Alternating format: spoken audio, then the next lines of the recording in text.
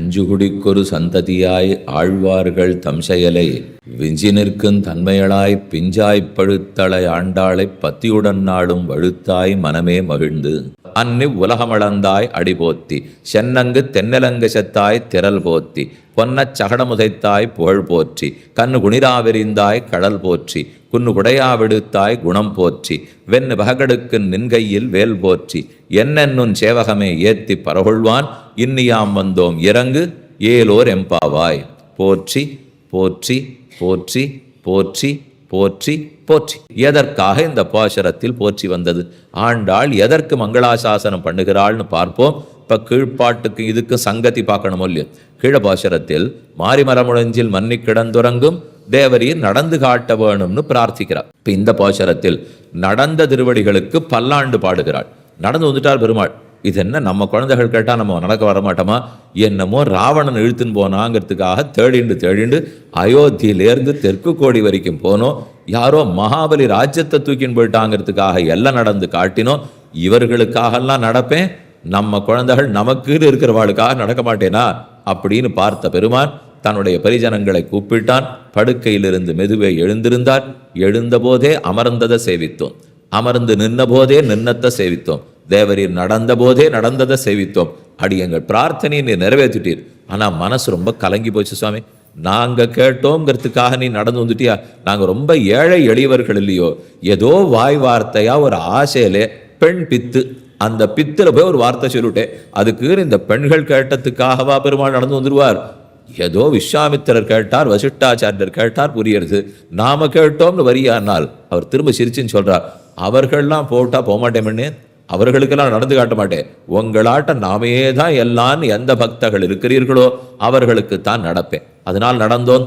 ஆண்டாள் பார்த்து நடந்த கால்கள் நொந்திருக்குமோ, அதனால் அந்த திருவடிகளுக்கு பல்லாண்டு பாடுவோம் என்ன இன்னி பாசுரம். அப்ப நடந்து காட்டிட்டார். நடந்தது காடு மேடடையும் நடந்தீரே, அது கால் நொந்து போயிருக்காதா? எங்க தகப்பனாரா இருந்தா உங்க நடக்க விட்டுருப்பரா? அதுதான் இப்ப அவளுக்கு கவலை. பெரியாழ்வார் எங்கேயானு ஒரு பாட்டில் நடந்து காட்டுன்னு சொல்லியிருப்பரோ, கோவர்தன மலையை தூக்கி காட்டு சொல்லியிருப்பரோ, இல்லை எங்கேயானு ஒன்று எத்தையானு பண்ணுன்னு சொல்லியிருப்பாரா? பண்ணியிருக்க மாட்டாரே. ஆழ்வார்கள் பாசுரத்திலேயே ஓ மண்ணளந்த தாளாளா, தன்குடந்த நகராளா, வரையெடுத்த தோளாளா, எந்தனக்கோர் துணையாளன் ஆகாயே, மண்ணளந்த தாளாளா வரையெடுத்த தோளாளான்னு பாடுவா. மண்ணளந்த தாள் திருவிக்கிரமாவதாரம் பண்ணின திருவடிகள், வரையெடுத்த தோள் கோவர்தனோத்தரணம் பண்ணின தோள்கள், இப்படின்னு திருமங்கியாழ்வார் பாடின உடனே பெருமாள் திரும்பி கேட்கிறார், இப்போ உமக்காக மண்ணளந்து காட்ட சொல்றீரா? உமக்காக தோள்கள்ல இருந்து கோவர்தனத்தை தூக்கி காட்ட சொல்றீரா? திரும்ப திரும்ப பண்ண சொல்றீரான்னார். ஓ, அதை ஞானந்த தப்ப நான் பண்ணுவேனா? நிச்சயமா மாட்டேன். அடியின் பிரார்த்தனை மண்ணெடுத்து மண்ணை அளந்து காட்டுன்னு நாங்கள் சொல்லலே, அளந்த திருவடிகளை காட்டுங்கிறோம். கோவர்தன மலையை தூக்கி காட்டுன்னு சொல்லலே, தூக்கின தோளக்காட்டுன்னு சொல்றோம். இந்த ரெண்டையும் நாம இப்ப பண்ணி காட்ட சொல்ல முடியுமா? முடியாது. ஆனா என்ன பண்ண சொல்லலாம்? அந்த தோளக்காட்டு அந்த தாளக்காட்டுன்னு சொல்லலாம் இல்லையோ? அதுதானே நமக்கு உத்தேசம். பெருமாள் வேடிக்கையா கேட்கிறார், இப்ப தோளை பார்த்தா கோவர்தனோத்தரணம் தெரியுமாண்ணா? இப்ப தாளை பார்த்தா திருவிக்கிரமாவதாரம் தெரியுமாண்ணா? தெரியும். தோடிட்ட காது தோட்ட வாங்கினாலும் தெரியுமிரேன்னு வியாக்கியானம். தோடு போட்டுட்டே பழகிருக்கான்னு வச்சுங்க. எண்ணெய் தேய்ச்சி குளிக்கிறதுக்காக தோட்டை ஒரு நாள் கழட்டுவாடும் இல்லையோ? காதில் பாருங்க, அப்படியே தோடு போட்டாப்புலேயே இருக்கும். ஏன் திருமண் காப்பிட்டுக்கு இல்லையா? அதை இட்டுனுட்டு இப்போ கார்த்தால குளிக்க போகிற சமயத்துக்கு அழிச்சுட்டு குளிக்க போகிறாளா? அப்படியே திருமணம் இருக்கிற மாதிரி இருக்கத்தான் இருக்கும். இப்போ அப்போ அதாவது சுவடு பதிஞ்சு கொடுத்துனா இருக்கும் இல்லையோ? அதை போல கண்ணனுடைய தோளை எப்போ சேவிச்சாலும் தோளில் கோவர்தனோத்தரணம் பண்ணினது தெரிஞ்சுட்டே இருக்குமா. அவர் திருவடியை எப்போ சேவிச்சாலும் திருவிக்கிரமாவதாரம் பண்ணது தெரிஞ்சுட்டே இருக்குமா. அவருடைய இடுப்புல கிட்டக்க போய் எப்ப சேவிச்சாலும் யசோத தாம்பால கட்டி வச்சு ஓங்கி புடைச்சது தெரிஞ்சுட்டே இருக்குமா. மங்களாசாசனம்னா பாட்டுல மட்டும் இல்லைன்னு, பாட்டும் பாட வேண்டிதான். ஆனா உள்ளத்துல மங்களாசாசனம் இருக்கணும் இல்லையோ? அவருக்கு என்ன வந்துருமோ என்ன ஒன்றும் வராது. அவருக்கு எதுவும் வரப்போறது இல்லை. அவர் ரட்சித்துத்தான் ஜெகத்தே, அவர் திருமேனி தான் ஜெகத்தே. ஆனா அப்படின்னு இல்லாமல் அவரே தானே கண்ணனை அவதரித்தார், அவர் தானே நொந்து நொந்து பெற்றார். யசோதை இருந்தா பார்த்துட்டு இருப்பா, நந்தகோபாலன் இருந்தா பார்த்துட்டு இருப்பாரா? அந்த பரிவத்தனுக்கு தாய் உள்ளம் வந்துடுத்துனால் அவன் தான் பரமசிவ வைஷ்ணவன், அவர் தான் பெரியாழ்வாருக்கு பக்தன் அர்த்தம். அப்ப தன்னை பாராதே அவனை பார்த்தால் பரிவை காட்டிலும் பொங்கும் பரிவோடே இருந்தார். அதே பரிவு ஆண்டாளுக்கு பைத்திருக்க தனமாக கிடைக்க அன்றி உலகமளந்தாய் அடி போற்றி என்று திருவடிகளுக்கு பல்லாண்டு. நாமும் நித்திய இந்த ஒரு பாட்டான்னு சொல்லணும். அப்படின்னா தான் பல்லாண்டு பாடியிருக்கோன்னு அர்த்தம். பாட்டினுடைய அர்த்தம் என்னன்னு பார்க்கலாம். அன்று உலகமளந்தாய் அடி போற்றி. உலகத்தை எல்லாம் தாவி அளந்தாயே, அந்த திருவடி தாங்குமா? ஒரு திருவடியால கீழ்லோகம் முழுக்க அளந்திருக்கே, மற்றொரு திருவடியால மேல் லோகம் எல்லாம் அளந்தாய். இந்த பாட்டை எந்த கோணத்துல நம்ம என்ன அர்த்தம் தேடிட்டே இருக்கணும்? அந்த சரித்திரம் சொல்றது முக்கியம் இல்லை.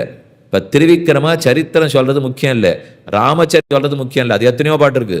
ஆனா சொல்ல வந்து எதுனால் அதுல நடந்த ஏதோ ஒண்ணு நம்ம உள்ளத்தை பெசையிறது. அப்பா அப்படி நடந்துடுத்தே என்ன வந்துருமோ, அதுதான் இப்ப திரும்ப திரும்ப அதுக்கு கருத்தாவே இருக்கணும். இப்போ என்ன உனக்கு என் வந்துருமோங்கிறது என்ன பாசுரம். இப்ப என்ன வந்துடும்? இப்போ ஆண்டாளுக்கு வருத்தம், கீழ்லோகம் சும்மாவா இருக்கு, காடு மேடு பாதையெல்லாம் ஒழுங்கா இல்லை, ஒரே பள்ளமும் படகுழியுமா இருக்கு, எங்க பார்த்தாலும் மலையா இருக்கு, அதுவா இருக்கு, வெப்பமா இருக்கு. இதுல இல்லாம உன் திருவடி பட அளப்பாய். அளக்கணும்னாலே திருவடி எல்லா இடத்துலையும் படணும் இல்லையோ. கொஞ்சம் மேலும் தீடும் தாழ்வு இருக்கிற இடத்துல காலை வச்சோம்னாலே 2 நாள் கழிச்சு காலை வலிக்கிறது சுவாமிங்கிறோம். அதுக்கு வெந்நீர்ல ஒத்தடம் கொடுத்துக்கிடும், யாரானு உட்காரணும்னா நாற்காலி மேல தூக்கி வச்சுக்கிறோம். இதெல்லாம் எதான இந்த திருவிக்கிரமனால பண்ண முடியுமா? யாரான் ஒருத்தர் இந்த இடம் சரியில்லை போல் இருக்கே, அதை விட்டுட்டு அளக்கிறேன்னு சொன்னா இந்திரன் வந்துருவார். அப்ப என் இடம் நீர் இதெல்லாத்தையும் விட்டீர்னா என்னதுன்னு அவர் வந்துருவாரோ இல்லையோ.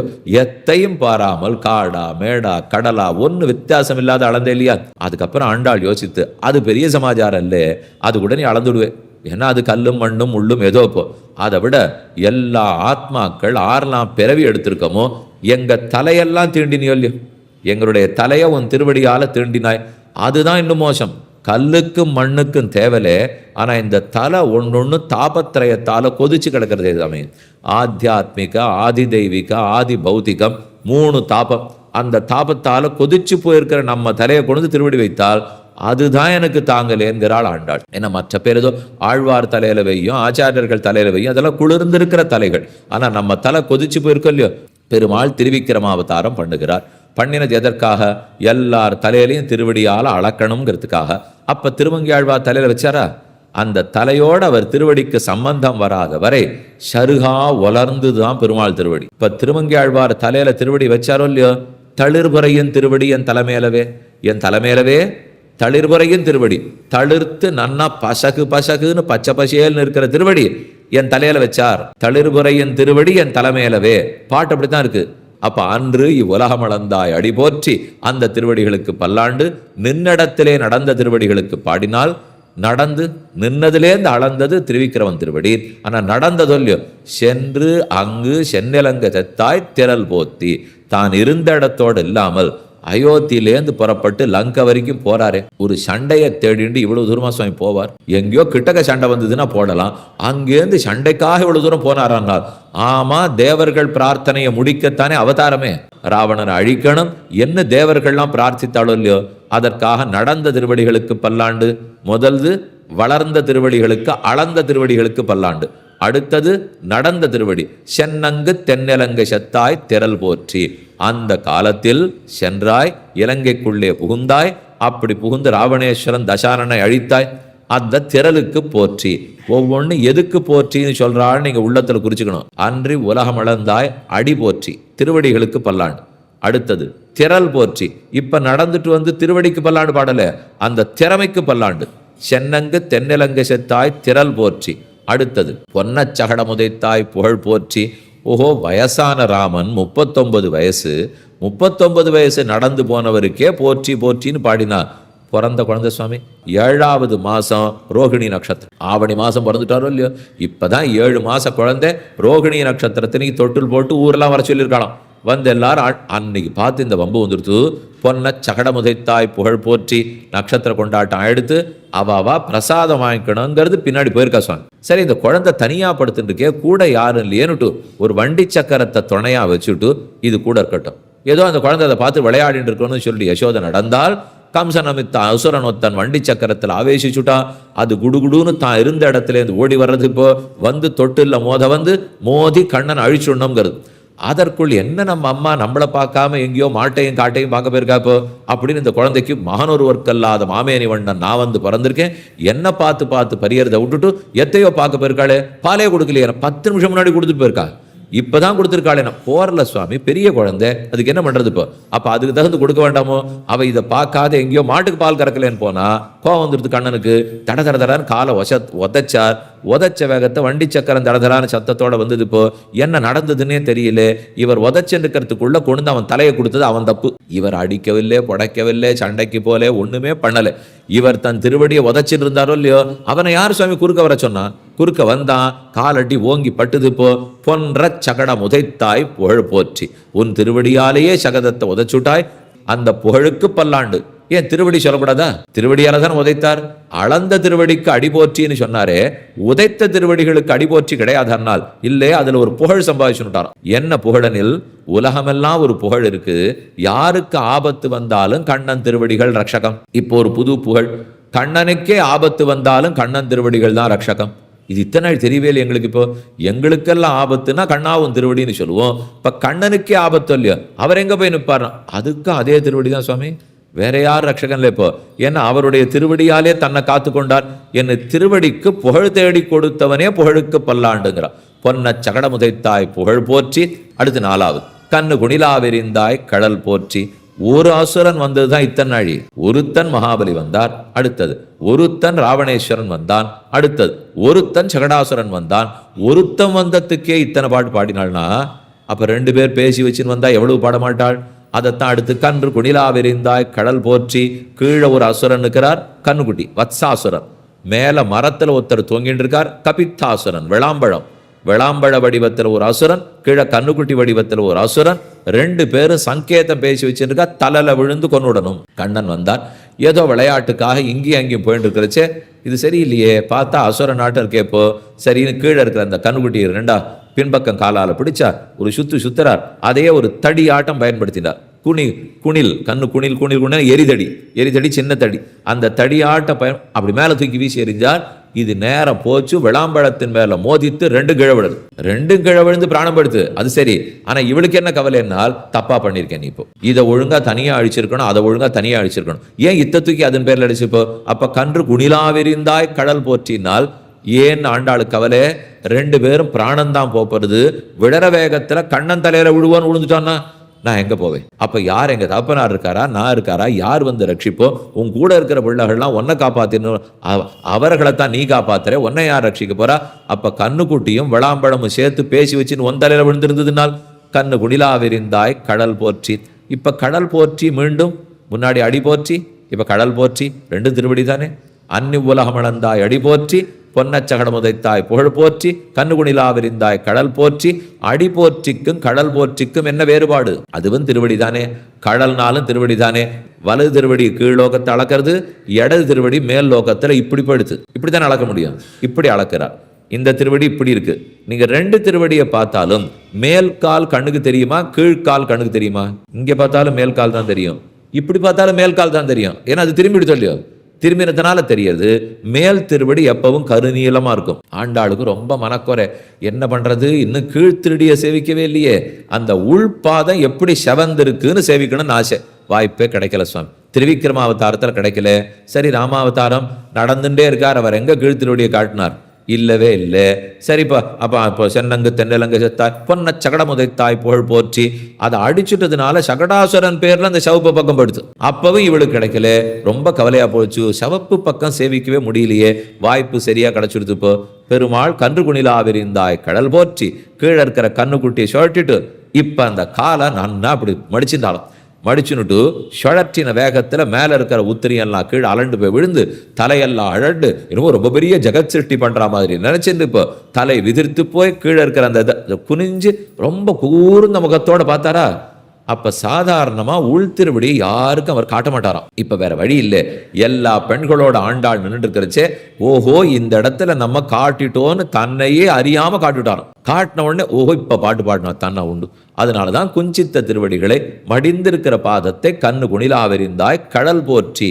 அப்ப அடி போற்றின்னு பண்ணது மேல் திருவடி நீல திருவடி. இப்ப கடல் போற்றின்னு பாடினது உள் திருவடி சகப்பு திருவடி. அந்த பஞ்ச திருவடி தான் மேல் திருவடியும் கீழ் திருவடியும். கண்ணு குணிலாவெறிந்தாய் கடல் போற்றி. கண்ணன் உரலோட கட்டி வச்சுட்டா யசோதே கிளம்பி போயிட்டான். ஆறா வயிற்றினோட அத்தாதான் சிக்கரமற்று எல்லாரும் பார்க்க ஊரார்கள் எல்லாரும் காண உரலோட ஆறா வயிற்றினோட அத்தாதான் தன் வேலையை பார்க்க போக கண்ணன் அந்த உரலோட இழுத்துன்னு போக ஆரம்பிச்சார். அது தடால்னு கீழே செறிஞ்சுடுத்து, நின்றுட்டு இருந்தது உரல் செறிஞ்சுடுத்து, செறிஞ்சத்தோட 2 மரத்துக்கு நடுவில் போனார், முறிஞ்சு போச்சு. மழான்னு பெரிய சத்தத்தோட விழுந்துடுச்சு. ஊர்ந்த சக்கடம் உதைத்த பாதத்தன், இவரே தான் அந்த திருவடியால மருத மரங்களை முறிச்சிருக்கார். புனராய் நின்ன மரமேழு அன்னைத உருவில் வலவாவோ, புனரை நின்ன மரமிரண்டின் நடுவே போன முதல்வாவோ, திணறார் மேகமென களிறு சேரும் திருவேங்கடத்தானே, திணறார் சார்ந்த துணபாதம் சேர்வதடியே நின்னாலே. 6ஆம் பத்து கடைசி திருவாய்மொழியில சாதிக்கிறார். புனரை நின்ன மரமிரண்டின் நடுவே போன முதல்வாவோ, அந்த மருத மரங்களுக்கு நடுவில் போனார். அது போகிறச்சே கண்ணனுடைய நிலைமையை வேதாந்த தேசிகன் வர்ணிக்கிறார். பரிவர்த்தித கந்தரம் பயேன ஸ்மிதபுல்லாதர பல்லவம் ஸ்மராமி.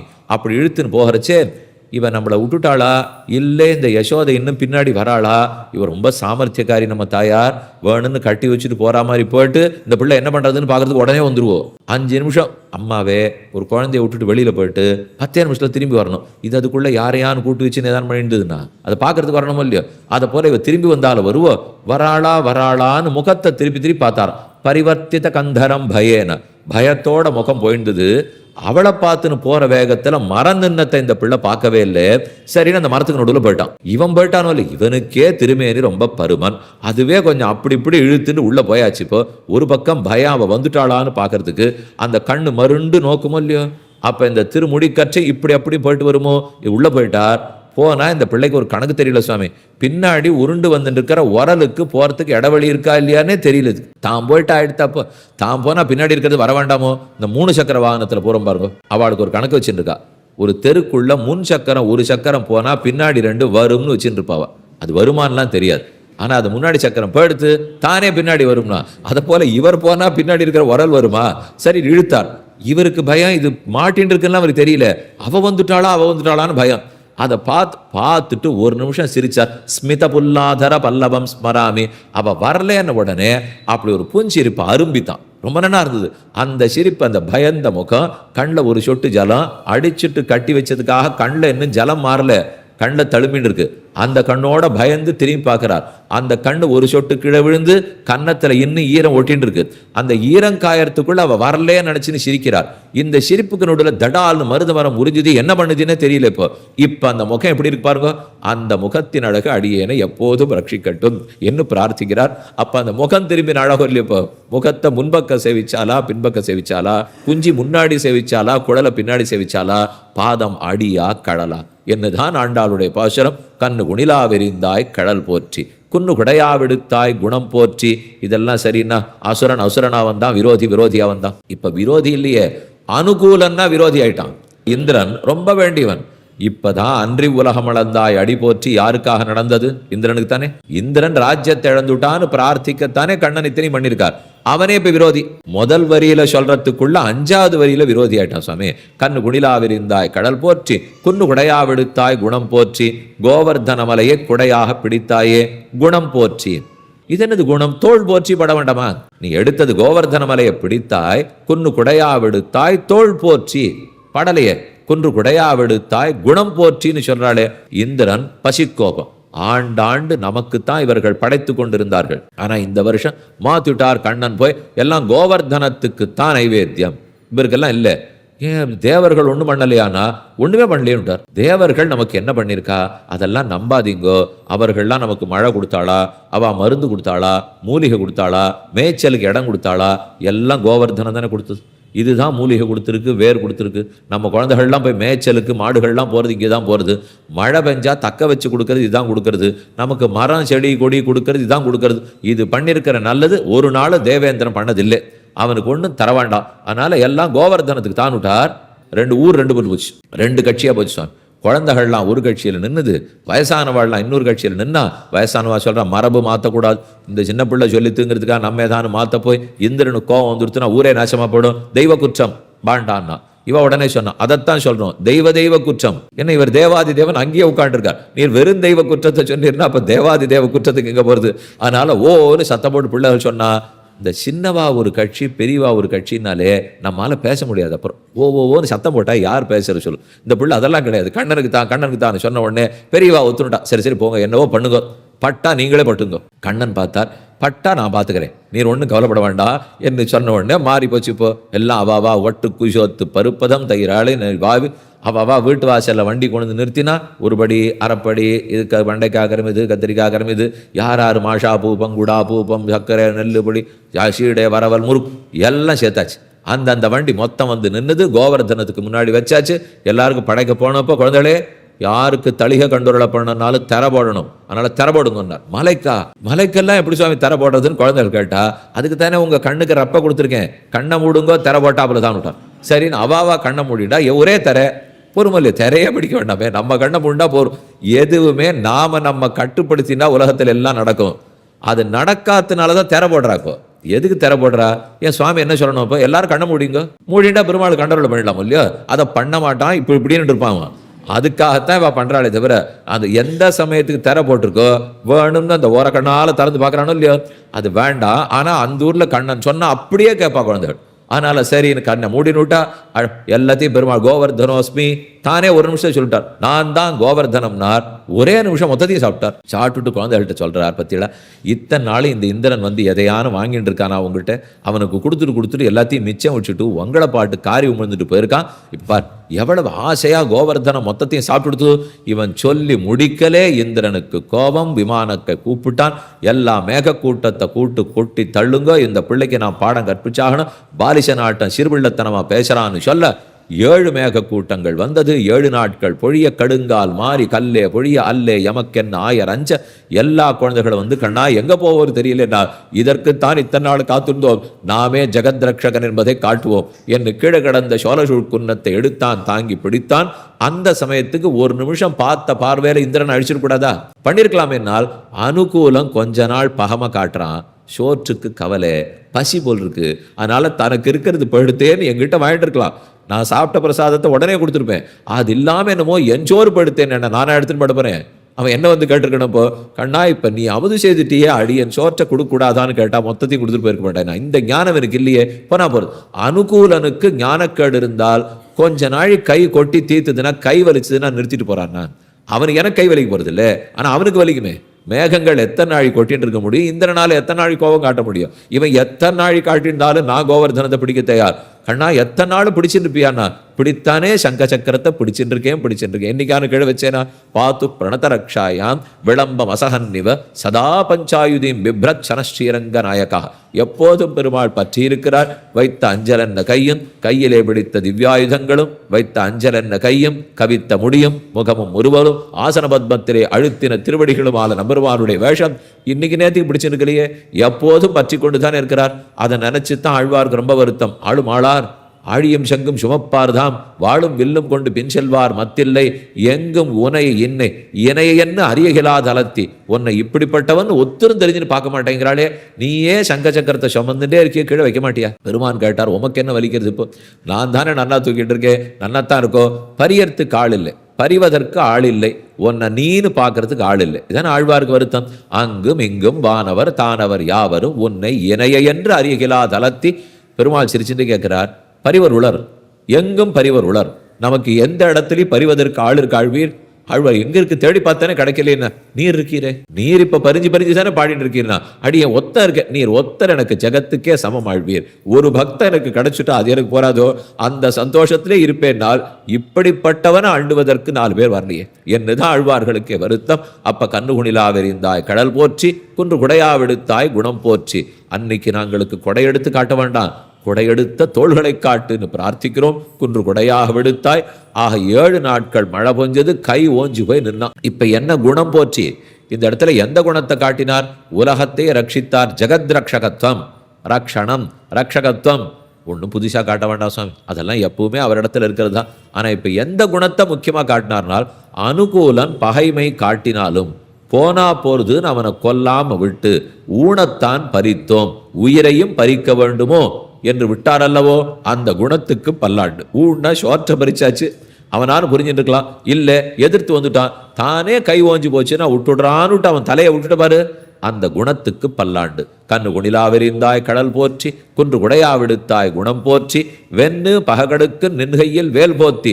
சட்டுன்னு தோணித்து, நம்ம பெரியாழ்வாரா இருந்தா இப்படி பாட விட்டுருப்பாரா? ஆண்டாள், உமக்கு எப்பேற்பட்ட சொத்து, மங்களாசாசன சொத்து கொடுத்தேன், இப்படி பாடிவிட்டீரே. என்ன பாடிட்டேருன்னா ஒவ்வொன்றுத்தையும் எல்லாத்தையும் ஒரே கண்ணன் தலையில ஏத்துட்டீரே, ஒவ்வொன்றும் ஒரே சமயத்துல நீர் ஏத்தலாமா? நீர் அன்றி உலகம் இழந்தாய் அடி போற்றி, யாருன்னு கேட்டா ஸ்ரீமன் நாராயணன். சென்னங்கு தென்னலங்க செத்தாய் திரள் போற்றி ஸ்ரீமன் நாராயணன். பொன்னச்சகடம் உதைத்தாய் புகழ் போற்றி ஸ்ரீமன் நாராயணன். கண்ணு குணிலாவிருந்தாய் கடல் போற்றி ஸ்ரீமன் நாராயணன். குன்னு குடையாவெடுத்தாய் குணம் போற்றி ஸ்ரீமன் நாராயணன். உடனே பெரியாழ்வார் துணை போச்சு. இப்பேற்பட்ட 5 செயல்களை ஒரு பிள்ளை செஞ்சுதுன்னு சொன்னா ஊர் சும்மா இருக்குமோ? அதுக்கும் சேர்த்து கண்ணெச்சில் போட்டுடும். இப்படி போய் பண்ணிட்டீரே அப்படின்னு சொல்ல, ஓஹோ இப்படி நினைச்சுட்டாரா நம்ம தந்தை மாத்திருவோன்னுட்டு. இது இத்தனையுமே எங்க கண்ணன் பண்ணல, அவர் கையில இருக்கிற வேல் தான் பண்ணித்துன்னு முடிச்சுட்டாலும். அதுதான் இப்ப கடைசி வரையில இப்போ எல்லாம் நடத்தினது யார் தெரியுமோ? உன் கையில் வேல் போற்றி. அப்ப கண்ணு குணிலாவிருந்தாய் கடல் போற்றி, குன்னு குடையாவெடுத்தாய் குணம் போற்றி, வெண்ணு பகை கடுக்கும் நின் கையில் வேல் போற்றி. இப்ப முதல்ல இவருக்கு வேல் எங்கேருந்து வந்தது? அது தந்தைட்டேன்னு வந்துடுத்து. தந்தைட்ட வந்ததுன்னா இப்ப நீங்க மறுபடியும் பார்க்கணும். 24ஆம் பாட்டுக்கு வந்துட்டோமா? முதல் பாட்டுக்கு என்னன்னு ஆரம்பிச்சது? கூர்வேல் கொடுந்தொழிலன் நந்தகோபன் குமரன். இப்ப 24க்கு வந்துட்டோமா? நின் கையில் வேல் போற்றி. அப்ப தந்தை கல்லில வேலை ஆரம்பிச்சு தனையன் கையில முடிச்சுட்டா சுவாமி. ஆரம்பிச்சது அப்பா கையில ஆரம்பிச்சா, முடிக்கிறது பொண்ணோட கையில முடிச்சுட்டா. இப்போ அவர் வேல் இந்த பிள்ளையோட கைக்கு வந்துருத்தான். இப்போ அவர் ஒரு ஆட்சி ஆண்டு வரைக்கும் அவர்கிட்ட தான் இருக்கும். எடுத்து வயசா எடுத்து பிள்ளைக்கு பட்டாபிஷேகம் பண்ணிட வேண்டிதான். அதனால வேலை இவர்கிட்ட கொடுத்துட்டார் போல் இருக்கு. அதனாலதான் வென்று பகை கடுக்கும் நின் கையில் வேல் போத்தி. இது இத்தனையுமே எது செஞ்சு முடிக்கும் தெரியுமோ? உன் கையில் இருக்கிற வேல் தான் முடிக்கும். வென்று பககடுக்கு நின் கையில் வேல் போத்தி. இதுதான் பய நிவர்த்தகங்களுக்கு பயப்படுது. இப்பதான் ஒவ்வொன்றும் பயப்படுறாப்புல இருக்கே, பல்லாண்டு பல்லாண்டுன்னு பாடிட்டு கடைசியிலே எதுக்கு பயமா இருக்குன்னு பயந்தேனோ அதுக்கு பயம். போ பயப்பட வேண்டாம் பயப்பட வேண்டாம்னு கண்ணன் ஒண்ணுன்னா சொல்றார். இதை பார், நம்முடைய வலது கையிலே சக்கராயத்தை பிடிச்சிருக்கோம். திருமார்பல நாச்சியார் இருக்கிறாள். அவள் இருக்கிற வரைக்கும் நமக்கு ஸ்ரீக்கு என்ன குறவு? எனக்கு பயமே அவள் விலகாம இருக்கணுமே தான். யாரானு திருஷ்டி தோஷம் போட்டு இந்த ஸ்ரீனிவாச கல்யாணத்தும் போது அவள் இறங்கி போய் கோலாப்பூர்ல உட்காண்டா மாதிரி இங்கேருந்து இங்கேயானு இறங்கி போயிட்டாள்னா நான் என்ன பண்ணுவேன்? அவள் வடிவாயினின் வலமார்பில் வாழ்கின்ற மங்கையும் பல்லாண்டு மாறாது இருக்கணுமே. வலக்கையில சுதர்சனம் பிடிச்சுட்டு இருக்கேன், அவர் வச்சு பார்த்து பாருனா அந்த சுதர்சன சக்கரத்தை ஏமாத்திடுவா. அப்புறம் யாரான ஒருத்தர் அதுக்காக கூப்பிட போக ஒரு 2 நிமிஷம் கருதுமிடம் பொருது போனால் கை நின்ன சக்கரத்தன் 2 நிமிஷம் போய் பாணாசுரனை வெட்டிட்டு வரணும் இல்லையோ, அதுக்குள்ள யாரான உனக்கு கட்டம் கொடுத்துட்டாள்னால் அப்போ வலது கையில சுதர்சனத்தோட பல்லாண்டு பார்க்க முடியல. பின்னாடி போனார், முதுகு ரொம்ப அழகா இருக்கு. முன்னாடி பார்த்தார் திருமார்பு நாச்சியார். வலப்புறம் வந்தார் சுதர்சன சக்கரம். பின்பக்கம் போனார் முன்னிலும் பின்னழகிய பெருமாள். முன்னாடி அழகை விட பின்னாடி பெருமாள் இன்னும் அழகு. அத்தை சேவிக்கிறதுக்காக வந்திருக்கோம். இப்போ வெண்ணு பகடுக்கு நின் கையில் வேல் போற்றி. அப்ப பெரியாழ்வார் சாதிக்கிறார். பின்னாடி பார்த்தார், அப்படி மாலை தாங்கி ஒன்று சாத்துவா தெரியுமா? பின்னாடி பிறகு வாளின்னு பேர். அது மாலை தாங்கிறதுக்காக வாளி, அதோட இங்க இருக்கிற தோல். பின்னாடி பார்த்தேன்னால் இந்த பக்கம் தெரியும் குங்குமப்பூ நிறையா சாத்திருப்பா. அதோட இந்த தோள்பட்டையோட ஒரே கோட்டில் சங்க சக்கரத்தை பிடிச்சிட்டு இருப்பார். அது பார்க்கறதுக்கே ஒரு கற்பக மரமாட்டம் இருக்கு. அதுலேருந்து 2 கிளை படந்திருக்காப்புல இருக்கு. அந்த கிளையில பூங்கொத்து கற்பக மலர்கள் தொங்கராப்புல இருக்கு. திவ்யாஸ்திர புஷ்பித சதுர்புஜம் அத்யுதாரம்னார் பட்டர். அதை போல பார்க்கறதுக்கே என்ன ஒரு நம்ம கண்ணே பட்டுடும் போல் இருக்கு. சரி, இடது பக்கம் வந்துட்டான். வந்தா பாஞ்சஜன்யத்தை பிடிச்சிட்டு இருக்காரா? அதான் சொன்னேனே, மேல கருநீளமா இருக்கு, உள்ள சகப்பா இருக்கு, வெளுப்பா இருக்கு. இந்த 3 வர்ண கலவையை பார்த்தா நம்ம கண்ணே பட்டுடும் போல் இருக்கு. இப்போ அப்பாஞ்சஜன்யமும் பல்லாண்டே வேண்டாம் அப்படின்னு முன்பக்கம் போனா அதே பெரிய பிராட்டியார் படுத்துறா. இந்த பக்கம் வந்தா அதே சுதர்சனன் படுத்துறார். சூழ்ந்திருந்தேத்துவர் பல்லாண்டே. இப்படி சுத்தி சுத்தி சுத்தி பல்லாண்டு பாடிட்டே இருப்போங்கிறார். அப்ப இவர் சுத்துறார், அடுத்தவர் சுத்துறார், அடுத்தவர் சுத்துறார். சரி, இங்க உட்காந்து பல்லாண்டு பாடிட்டு இருக்கிறே, வைகுந்தம் போனா என்ன கிடைக்கும்னா இதே பல்லாண்டு அங்க போய் தொடருவேன்னு. வேற ஒன்றும் பண்ண மாட்டேன், அங்க போய் இதே பல்லாண்டு அங்க போய் பாடுவேன். எதுக்கு சுவாமி? பயப்பட வேண்டாத தேசத்துல பயப்படுவீர். இந்த தேசத்துல பயப்படணும் தெரிஞ்சு போச்சு. வைகுந்தத்துல பயப்படுவீரானால் அந்த தேசத்துல இன்னும் பயம், விரோதியே இல்லையேன்னு பயம். இதுவான வாஸ்தவம் பயப்பட்டேன். ஏன்னா விரோதி இருக்கான்னு பயம். அங்க போனா ஒத்துருமே இல்லையே, கட்டமே வரலையே. கட்டமே வராத இடம் இருக்குமா? எனக்கு ரொம்ப கலக்கம் சுவாமி. அதனாலதான் அங்கே உரகல் உரகல் உரகல் ஒன்றுடராழியே சங்கே அரவரின் ஆந்தகவாளே அழகிய சார்ந்தமே தண்டே இரவுபடாமல் இருந்த எண்மருலோக பாலீர்கள் பறவையறையா உரகல் பள்ளியறை குறிக்கொள்மேன். ஆதிசேஷன் தூங்கவே மாட்டார். மடியில வச்சுன்னு மாணிக்க மாட்ட பெருமாளை பார்த்துட்டு இருக்கார். இவர் திடீர்னு அவரை தட்டி எங்கேயும் தூங்கிப்படாதேங்கிறார். தூங்காதவாளை பார்த்து நன்னா முழிச்சுன்னு கேட்டுருப்பா. சுவாமி ஏன் தூங்குறீர்னா தூக்கம் வந்துடும், இருக்கு அழுகியே வந்துடும். நான் ஒழுங்கா கேட்டுட்டு இருக்கேனே, அவள்லாம் தூங்கிட்டு இருக்கா, என்ன போய் கேட்கிறேன்னு சொல்ல மாட்டாரா? அதை போல திடீர் ஆதிசேஷன்ட்ட போய் உரகல் உரகல் உரகல் ஏ சுதர்சன சக்கரமே தூங்கிப்படாதீங்கோ, சங்கமே தூங்காதீங்கன்னார். பெரியாழ்வாரோட இவருக்கு பைத்தியம், இவரோட பெரியாழ்வாருக்கு பைத்தியம், மொத்த பேருக்கு கண்ணனோட பைத்தியம். சுவாமி ஒரு பெரிய பித்து பிடித்தவர்களே இருக்கா போல் இருக்கு அந்த இடத்துல. இப்போ அந்த பித்தத்தான் பக்தி என்னும் ஸ்நேகம் என்னும் கொண்டாடுகிறோம். நின் கையில் வேல் போற்றி என்று என்று உன் சேவகமே ஏத்தி பரகொள்வான். இது இத்தனையும் பாடுறதுக்கு நாங்க அன்னைக்கு இல்லை. என்னென்னும் சேவகமே பெரிய பெருமாள் கேட்கிறார், இதெல்லாம் போற்றி போற்றின்னு பலமுறை பாடினீரே, என்னத்தை கேட்டுன்னு வந்திருக்கீழ்னால் இந்த போற்றி பாடுவதே பிரயோஜனமாக வந்தோம். மற்றொன்றை என்ன உன் சேவகமே ஏத்தி பரகொள்வான் என்று பாட வந்தே. அப்படின்னா எதை எதிர்பார்த்துன்னு அர்த்தம். என்னென்னு நாள் இதை பாடுவதே பிரயோஜனம் என்று பாடுவதே பிரயோஜனமாக பாடினேன். என்னென்னு உன் சேவகமே, உன் சேவகத்தை பாடுறதுதான் எங்களுக்கு பிரயோஜனம். பாடி இன்னொன்று பிரார்த்தித்து வரல. சேவகமே ஏற்றி பரகொள்வான். ஏற்றுதல் பறை கொள்ளுதல் ஒன்று தங்களுக்கு ஒன்று ஊரா இருக்கு. ஏற்றி பரகொள்வான். இன்னியாம் வந்தோம் இறங்கு. அடியோங்கள் இன்னைக்கு தான் வந்திருக்கோம். நீ அன்னு உலகமளந்தாய், நாம் இன்று வந்தோம். அன்னி உலகமளந்தாய் அடி போற்றி இன்னியாம் வந்தோம் இறங்கு.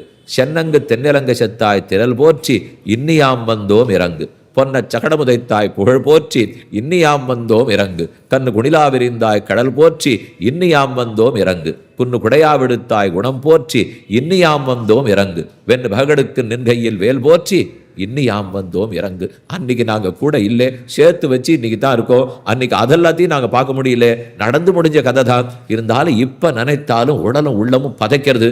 அதுக்கு தான் போற்றி போற்றின்னு பாடினோம். இப்படியாய் அனுபவித்துத்தான் என்ன உன் சேவகமே ஏத்தி பரகொள்வான் இன்னியாம் வந்தோம் இறங்குன்னு பாட. அப்ப அடி போற்றி திரள் போற்றி புகழ் போற்றி குணம் போற்றி என்று ஒவ்வொன்றா போற்றி. சென்னங்கு தென்னலசங்கத்தாய் திரள் போற்றி, பொன்னச்சமத்தாய் புகழ் போற்றி, கடல் போற்றி, குணம் போற்றி, வேல் போற்றி என்ன 6 தடவை போற்றி போற்றி என்று பாடினாள். இதுவே நம் நாவுக்கு அன்றாட விடக்கூடிய ஷட் ரசத்தோட கூடிய அன்னமாக இருக்கட்டும். பெரியாழ்வார் காட்டிய மங்களாசாசன தத்பரர்களாய் ஆண்டாள் சொல்லிக் கொடுத்த போற்றி என்னும் ஜிதந்தே என்னும் நமஹா என்னும் தோற்றோம் என்னும் என்று பாடுற அளவுக்கே ஸ்ரீவைஷ்ணவ சமிருத்தி எங்கும் நிறைந்திருக்கட்டும் என்று பிரார்த்தித்து கொண்டு இன்றைய வார்த்தையை நிறைவேறச் செய்கிறேன். நாளை கிருஷ்ண ஜனனம், கிருஷ்ணன் வளர்ந்தது, பிறந்தவாறு வளர்ந்தவாறு அவசியம் வர பிரார்த்திக்கிறேன். இப்போ 24வது பாசுரம் அனுசந்தான். அன்னி உலகமளந்தாயடி போற்றி, சென்னங்கு தென்னலங்க செத்தாய் திரள் போற்றி, பொன்ன சகடமுதைத்தாய் புகழ் போற்றி, கண்ணு குணிலா விரிந்தாய் கடல் போற்றி, குன்னு உடையா விடுத்தாய் குணம் போற்றி, வெண்ணு பகடுக்கும் நின் கையில் வேல் போற்றி, என்னென்னும் சேவகமே ஏத்தி பரகொள்வான் இன்னியாம் வந்தோம் இறங்கு. ஏலோர் எம்பாவாய்.